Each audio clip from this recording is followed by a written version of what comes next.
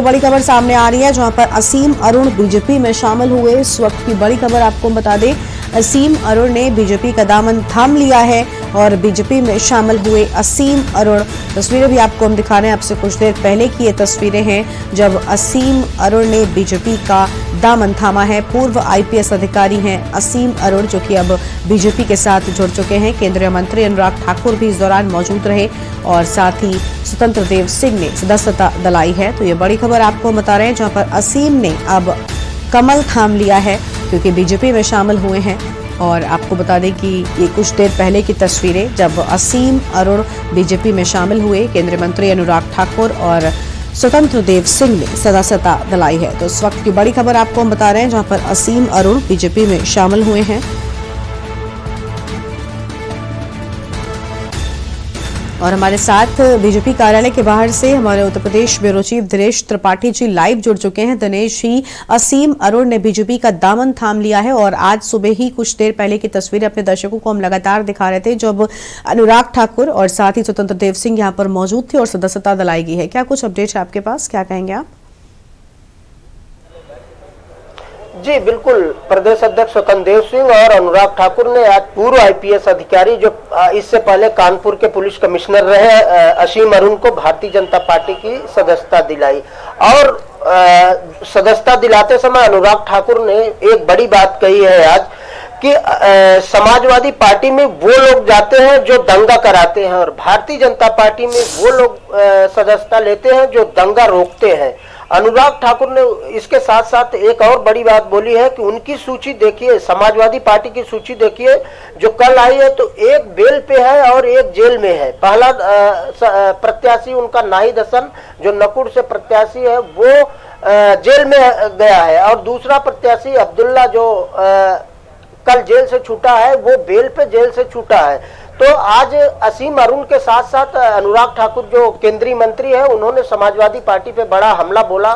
साथ ही असीम अरुण ने भारतीय जनता पार्टी की सदस्यता ज्वाइन करते समय उन्होंने भारतीय जनता पार्टी के केंद्रीय नेतृत्व के साथ साथ संगठन का धन्यवाद किया। साथ ही उन्होंने कहा कि पुलिस महकमे में काम करने वाले अधिकारियों और कर्मचारियों को इस योगी जैसी शासन कभी नहीं मिलेगा। इससे अच्छा अवसर पुलिस वालों को नहीं मिल सकता है।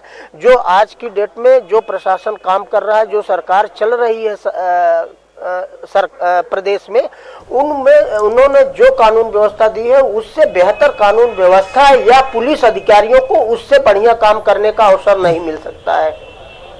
साथ ही ये उम्मीद जताई जा रही है कि कन्नौज के रहने वाले असीम अरुण हो सकता है कि 2022 विधानसभा चुनाव के प्रत्याशी भी हो भारतीय जनता पार्टी की तरफ से। सूत्रों ने यह दावा किया है कि उत्तर प्रदेश के किसी भी सीट, कन्नौज के किसी एक सीट से, जो ये मूलतः कन्नौज के रहने वाले भी हैं असीम अरुण, उनके पिताजी श्री राम अरुण जो उत्तर प्रदेश के पूर्व डीजीपी रहे हैं, तो इन लोगों का गृह जनपद कन्नौज है, तो ये वहां के किसी एक सीट से प्रत्याशी भी हो सकते हैं। जी बिल्कुल, यानी अब कहीं ना कहीं पूरी तरह से असीम अरुण ने कमल थाम लिया है और आने वाले कुछ वक्त में ही साफ हो जाएगा प्रत्याशी होते हैं या फिर नहीं होते हैं। लेकिन दिनेश जी, असीम अरुण के जब से बीजेपी ज्वाइन करने की बात सामने आई थी, हम लगातार देख रहे थे कई तरह के सवाल जो हैं वो विपक्ष भी उठा रहा था और साथ ही साथ जो आम जनता है वो भी कई तरह की बातें कर रही थी और उसमें आरोप भी थे, क्योंकि ट्रोलिंग लगातार शुरू हो गई थी कि जो व्यक्ति बीजेपी या किसी पार्टी का दामन थामना चाहता हो वो आखिर प्रशासनिक सेवा किस तरह से कर रहा होगा, किस तरह से बाकी के कामों को यहाँ पर किया जा रहा होगा। तो इसको लेकर आप क्या कुछ कहेंगे? जी बिल्कुल, आरोप लगा है, कई राजनीतिक दलों ने आरोप लगाया है कि जब ये पहले से ही भाजपा माइंडेड थे तो ये इतने दिनों तक तो कैसे इस बड़े पद पे रह सकते हैं या रह रहे हैं, तो उनको भारतीय जनता पार्टी के लोगों को सोचना चाहिए। इसी तरह, और ऐसा नहीं है कि पहले आईपीएस अधिकारी हैं असीम अरुण जिन्होंने भारतीय जनता पार्टी ज्वाइन की है, इससे पहले ब्रजलाल भी है जो आजकल राज्यसभा सदस्य है, वो भी भारतीय जनता पार्टी ज्वाइन किए थे। तो आरोप प्रत्यारोप तो लगेगा। भारतीय जनता पार्टी की तरफ जब आज उन्होंने सदस्यता ली, इससे पहले समाजवादी पार्टी, कांग्रेस सहित सभी दलों ने ये आरोप लगातार लगाया है कि अगर वो भारतीय जनता पार्टी ज्वाइन कर रहे हैं, जिस दिन इन्होंने इस्तीफा दिया उसी दिन से सवाल इन पर उठ रहे थे कि अगर ये इस्तीफा दे रहे हैं और भारतीय जनता पार्टी ज्वाइन कर रहे हैं तो ये इतने दिनों तक इस पद पे कैसे रह रहे हैं।